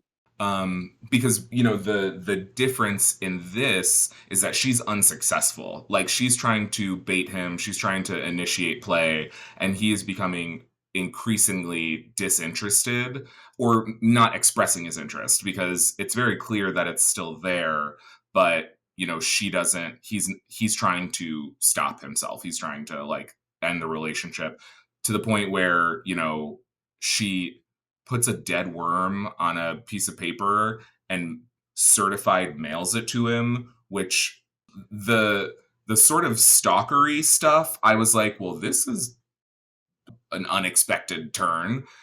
But that like sort of increasingly attention seeking behavior, but it eventually works. And he, like, you know, red pen jerks off basically by circling the what's called the dead worm on his paper, and then initiates. It was very this. incorrect. Like, wrong. It did not belong there. This should This should not be. Like, and all I can think of is the again. Steven Universe song, like, why don't you talk to each other? Right. Give it a try. Why'd you talk about what happened? Like, but seriously, like, all I can think about is like, talk to each other. Why was that the option? Why was never discussing with one another about why you should maybe like, hey, actually, I was having fun with this. Did you not like this? Was my Right. like, because everyone He's just feels ending it. bad in that situation. Nobody's feeling good. What are we like? He ends it out of guilt and shame, and perhaps even recognition that it's inappropriate for him as an attorney, as her boss. But Which I like, mean, fair point. yes, totally, totally. But also, she was consenting. I mean, granted, that's what was wild about the first spanking scene is he just goes for it. Like, he tells her to put her hands on the desk, which I guess again she does, and like, I guess that to me that's like a green flag. Like, let's get wild. If someone explicitly says like elbows and hands on the desk, but he spanks her without any warning or consent, and I think one of the things that I was I feel like needs to have like a giant asterisk in the start of the film and like across the screen all the time is what Shauna was trying to get at. Like, there's no actual negotiation, there's no consent around what they're participating in, and then until the very, very, very, very, very, very, very, very end, we don't see like real aftercare. Like, Yes. we see him give Yes. her some affirmation, which is clearly what she's going for, but like the depth of dom subplay that they get into with no aftercare, like, what the fuck do you mean you just hit me 5 times and then we just went back to our day and never addressed it? Like, for people who are not in this world, like, aftercare is sort of like, I think recovery is the wrong word, but it's like the first one that's coming to mind. That's a proper. That I feel like You've that would spent a be a lot of good. endorphins. Yes. Yes. Yes. But it also becomes this moment where these dynamics can drop. So these are, in a role play where it's boss and employee, you're not actually boss and employee. Like, those, you step out of that when the scene is done, whatever. But like, to be a dom, it requires a lot of energy, and to be a sub requires a lot of like resilience, and you have to be able to let go of those things to have a really fulfilling experience. And That was definitely one of the big issues that I had with the movie. Like I said, some of it's a gray area about the consent, and like she wants, she's into it, whatever. They Mhm. don't talk about it.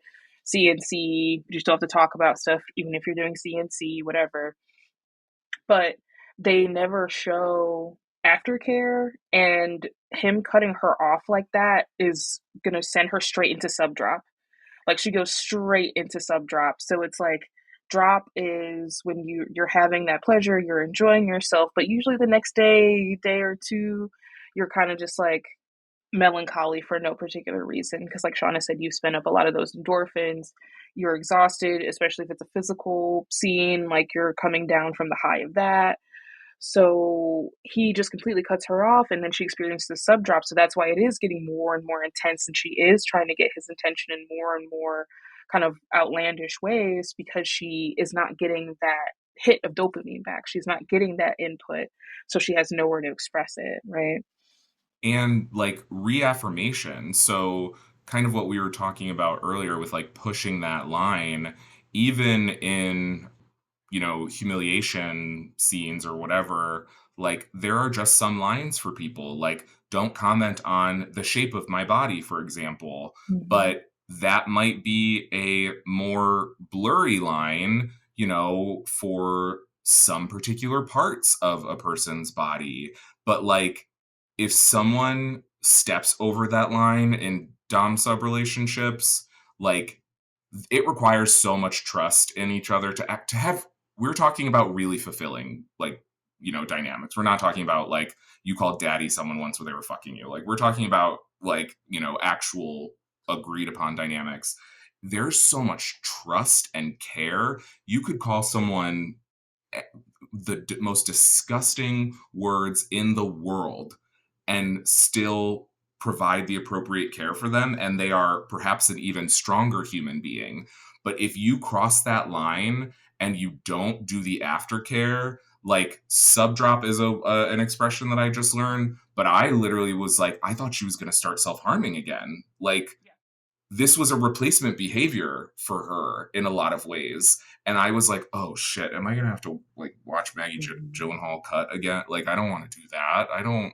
So that was something that, like, again, it's not to say if you don't provide proper aftercare, someone's going to like hurt themselves. But like in this movie, in this dynamic, that immediate cutoff, it's just, I can't imagine. I felt so bad for her. I felt so bad for her. Because like, as much as she had a sub drop, he could potentially have had top drop, which is to say, like, people drop all the time because you're expending that energy. You're giving so much of yourself. You're, like I said, you're even if it is just for funsies and it's just physical, you're still physically exerting yourself and playing with power dynamics or group dynamics, whatever. So like, he could be experiencing the top drop, which might explain why he was feeling that shame and guilt and why he cut it off. That actually is potentially a explanation for that too. Yeah. And what we also see her try to go back to just like normal life. Like, she goes back to the boring dude that she tried to get her dude to How is slap she spank still her. with him? Like She the was still whole with him. time. Yeah. Like, and I was like, yeah, like between like trying to get him to do things and like you're like, and you'd be like, am I hurting you? Like, Poor or trying thing. to He find didn't like stand a chance. weirdos on Craigslist, Mm-mm. which like I was like, Yeah, gosh, what a the dating in ads. modernity. Like you were really like Babe Ruth calling your shot for the future there. All right, Yeah. like, Yeah. but like that, but it is so Mm-mm. the reality of trying to be of like of trying to find people in a way like that because it is a crapshoot at best and often yeah. And when we're talking about, like kind of diving into the intersections, this is a movie about a straight passing, white passing couple and cis passing. Like, I don't know. We don't know any of the dynamics around how they identify because they never get into it. But, based on what we're given, there's even more when you incorporate race and gender and like all these other, so the most vulnerable people who don't get to be able to play safely with someone and explore those dynamics, who goes looking for that in unsafe places like Craigslist. Mm-hmm. Like, there is that, I think that there's a silliness to it, but again, like, please, for people that, I don't think anyone's listening to this that is either A, not old enough to know not to go searching on Craigslist, or B, a slut.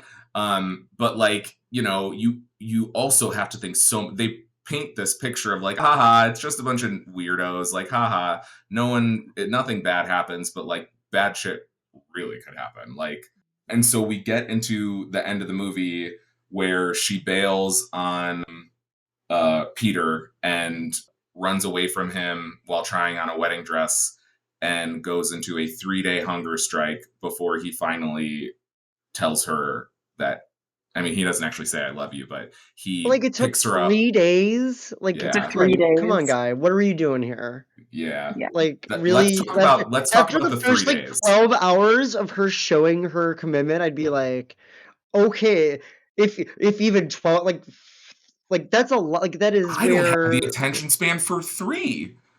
What do yeah, you mean you like, sat and waited for me for 3 hours? That's wild. I forgot about you. If I've gone for that long, I straight up forgot. This is no longer part of Kevin, the scene. like yeah, like Yeah. Yeah. I'm like, homie left her for a 3-day weekend, and it's just like, fine. Like, she's like, yeah, absolutely, I'll still do this with you. Her pissing And herself wasn't enough. that, She pissed herself. She pissed herself, guy. sure She did. pissed herself. I hope you're cleaning that dress. Like it was like, jeez. Is that the important thing here right now? Really, that you get your dress clean? And she's like, I'm not moving. Like, yeah, but that So dress. Like, okay. So a lot of the movie was like, exaggerated and kind of played out. I don't know the right word, but then it gets into this part where like she goes on what people think is a hunger strike, and then like her family starts showing up and they're all, like hanging out in what I think is the waiting room of this law office. Like that's when it What took a a turn from nightmare. like, is this going into like, is this going to become like a fucking Tim Burton movie where they're all ghosts or something? Why is everyone hanging out here? Yeah, they were dead the whole time. They were Like, dead. It was but the friends like, we make along the way. yeah, but like I was like, because honestly, before the hunger strike scene, I was like, oh wow, she finally is like this agency and is like choosing to enter into it willingly. Was like the note I made, and then I was like dot dot dot, and then does a weird hunger strike. Fucking odd. And I just Yeah, like it was why was this the decision, the movie? Because why right. was that the decision? Why was letting her go on for 3 days? Why was doing a hunger strike in the first place for more than an hour or 6? Like I think 6 hours if you're like, wow, I'm really gonna show this guy. But like after like 6 hours, Personally, I'd be like, shit, he 6. ain't coming back. I'm going. Wow, I'm an idiot. This sucks. I'm stupid. Yeah. Yeah, Well, like it is, from a storytelling perspective, though, it is the aftercare that they show is a really great payoff for like she right. waits for 3 days for him with no even recognition that she is still there, and then he shows up with what I think is either a smoothie or a chocolate shake, and I hope it was a smoothie because if the first thing you ate after 3 days was a chocolate shake, bitch, your tummy's gonna hurt. I Your mean, hunger strike is the least of your worries, a but whole lot of fruit is probably not a great answer either, if we're being honest with each other. No, great point. Like, Let's start with a no. but Nutrigrain Yeah, something. let's just start start with her like off with a little. Yeah, a crackers. piece of bread. Yeah. Well, Bad aftercare, start to finish, until we see this scene where she is in this like so he picks her up and carries her, in this wedding dress back to his fuck pad, like that's attached to his office, like upstairs, which is presumed like they don't show it if it's his home, but they do for the first time show that he like opens the door and just goes upstairs. And no, but we see his place because she shows up at his house. So Right. it's different. This is Hmm. his fuck pad on the second floor of, Mr. Earl Grey Esquire. well, I mean, Um, he has had and we're, multiple submissives, so obviously the fuck yeah, pad kind of exactly. He's got makes his sense. fuck And pad. Yeah. I can't say Yeah. fuck Yeah. pad. But they show this like gorgeous, sumptuous bath, and he's just like playing with her hair and like washing her hair, which is so intimate. Like, Hmm. baby, that is good aftercare. But Yeah. service dog, like like, that's like, again, are we going to talk about the fact that she pissed herself? Did she shit herself? I'm assuming so. Yeah. And you're just like, first of all, maybe that's why he's baiting her. It's not aftercare. you're She right. shit herself and she's hungry. She can't wash Right. herself. Like, I'm assuming there was an off-camera shower before the bath. Actually, is Yeah. the maybe it's a shower bath shower situation.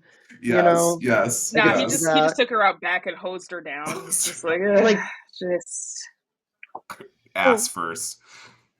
God, and like, but like the ending was like really sweet then. Like, and I Yes. yeah. was just like, and I think the whole movie is really this blend on the intersection between play and life and how, Mm. and in many and how it was unhealthy. The way that they intersected with each other was ultimately unhealthy. It was in a power dynamic that was inherently, liable for abuse. Uneven to begin with. Became yeah, and it was a extreme power dynamic because I feel like she has so little and he has so much, and I think that's Hmm. really, and then there's an employer employee relationship on top of that. you know Gosh, Yeah. like honestly, like, and speaking of like, it made me think of, I don't know if you read the Neil Gaiman article, but like a very Yes. similar dynamic, like a much, it was not that, but it was not as far from it as it should have been.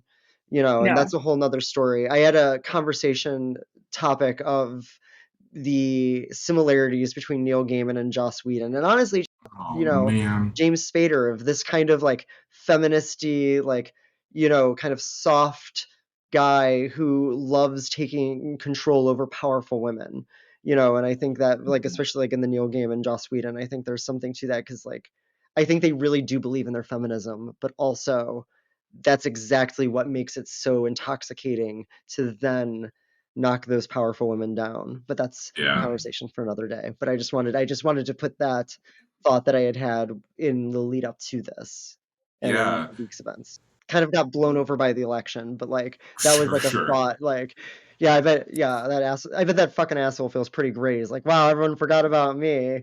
Wait for the Sanders season two, coming out on Netflix. Anyways, but yeah, sweet. But then they get this. Moving back, they get this really great in where they talk about their feelings and what they want and communicate their needs and wants, and you know, are able to fulfill with each other, find the beauty in routine, and find the peace and safety calm, in each other. the safety. He finally, because those routines are still present, but they're different and healthier now.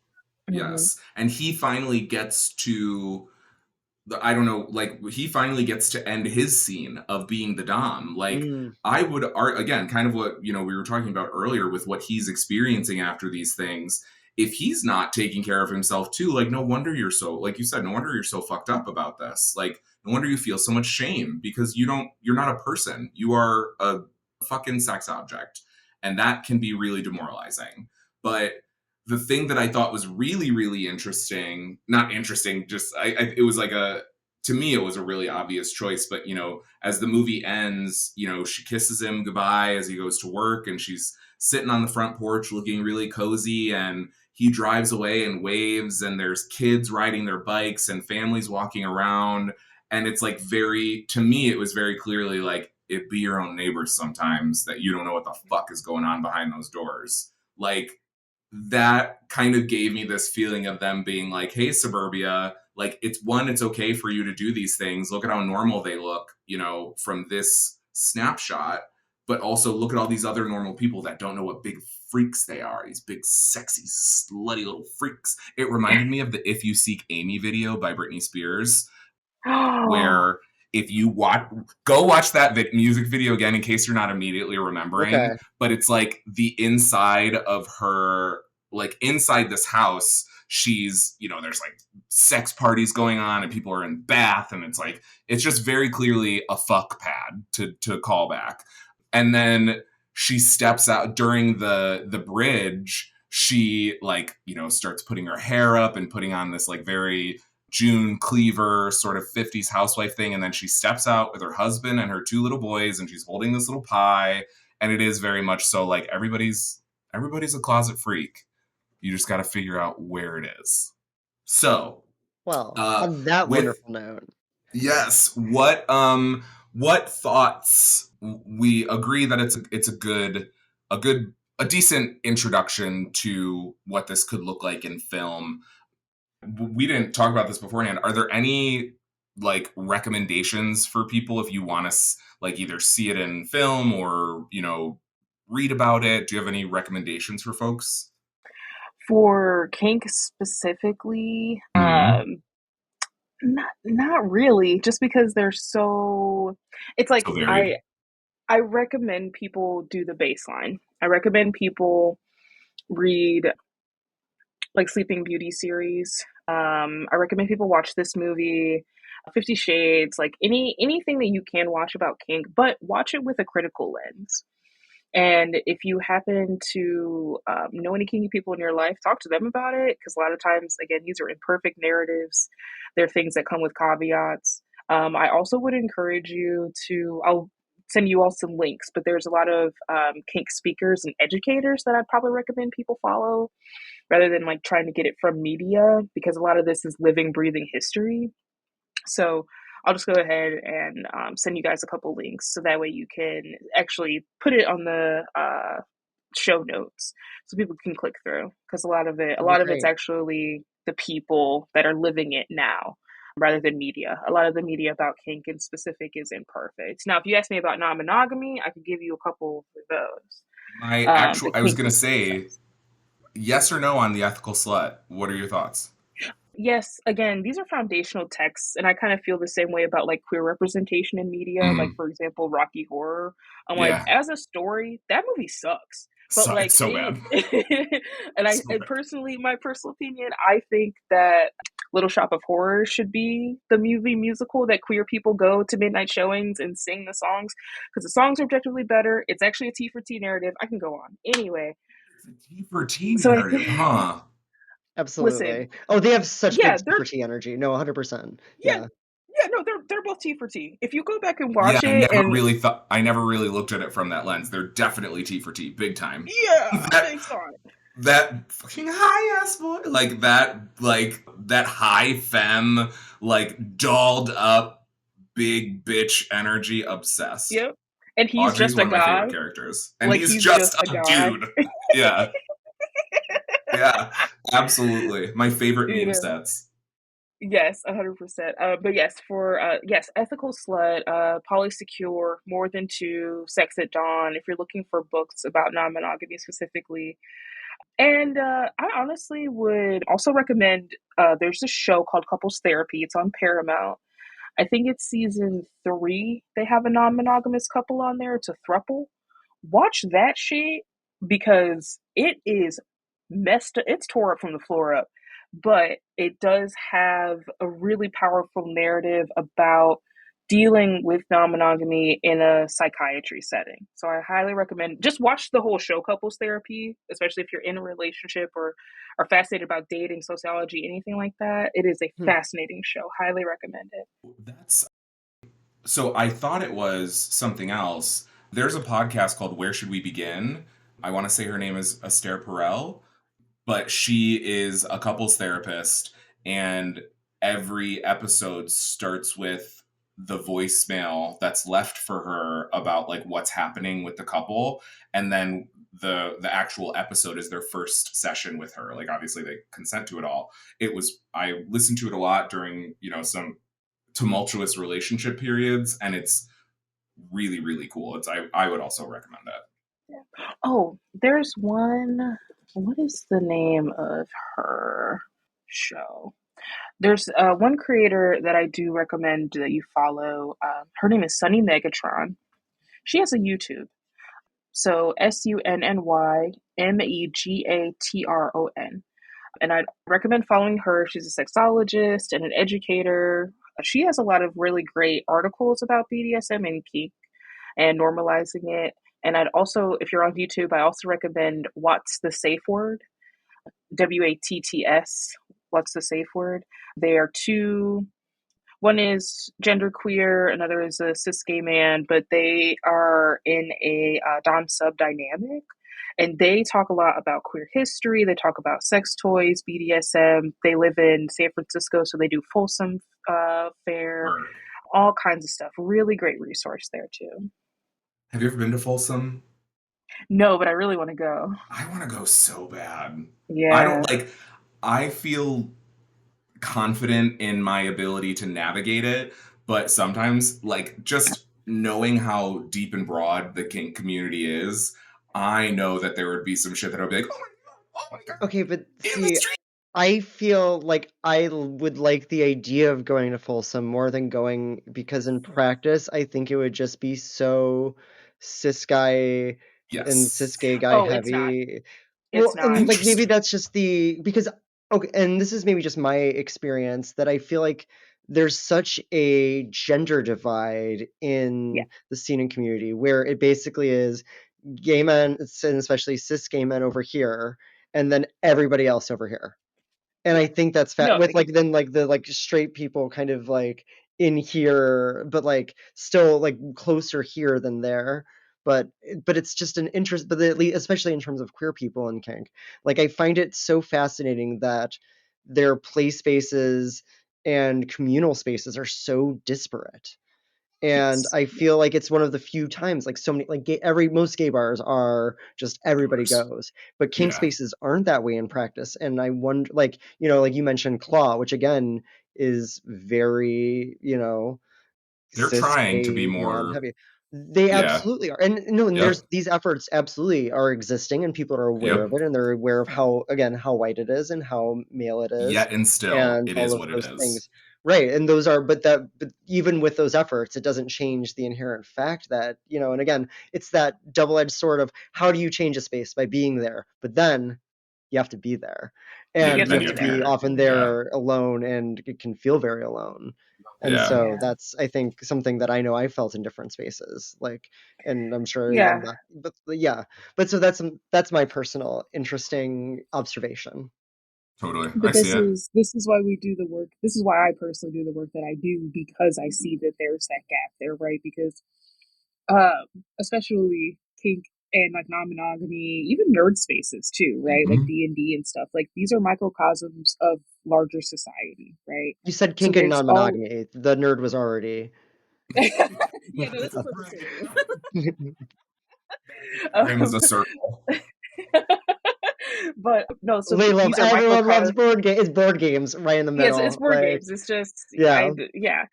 So these are microcosms of like larger society, right? So there's inherently going to be more white people. There's inherently going to be more dudes. There's inherently going to be more cis people.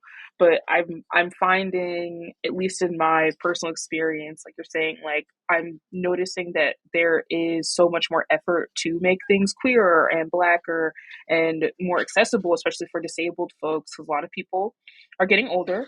We get disabled as we get older. Like 70 something percent of us are probably going to end up with some kind of disability. So it's like we have to accommodate people, we have to make space for people, we have to center people, because this is where a lot of this culture is coming from. It's Yeah. coming from us, it's coming from people like us.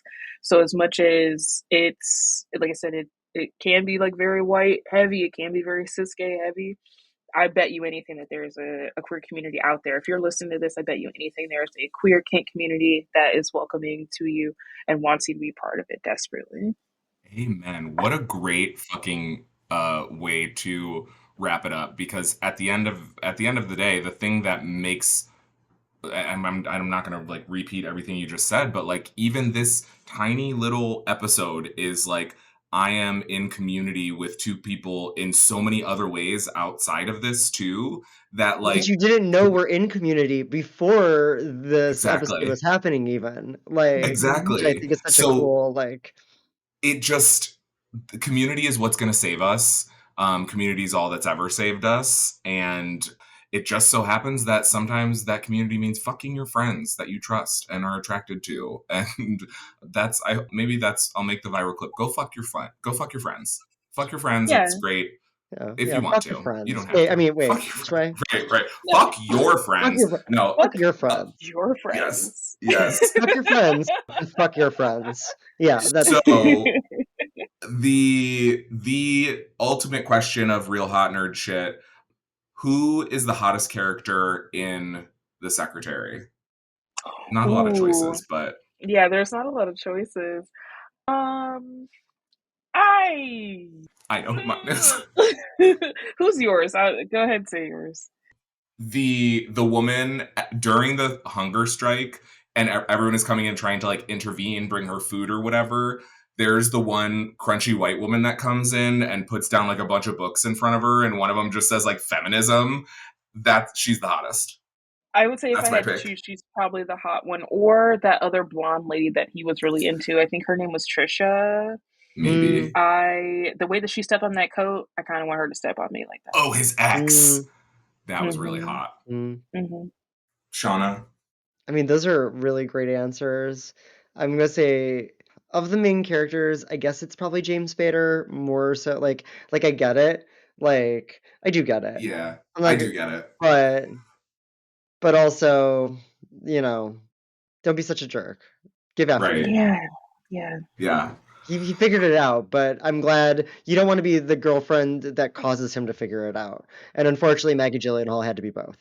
And She Yep. had to be. so It's a canon event. Sometimes it's a canon event. it is. Someone's Yeah. gonna have to take one for the team. And guess what? It's Maggie Gyllenhaal. It's always gonna be Maggie Gyllenhaal. R.I.P. the original Rachel Dawes.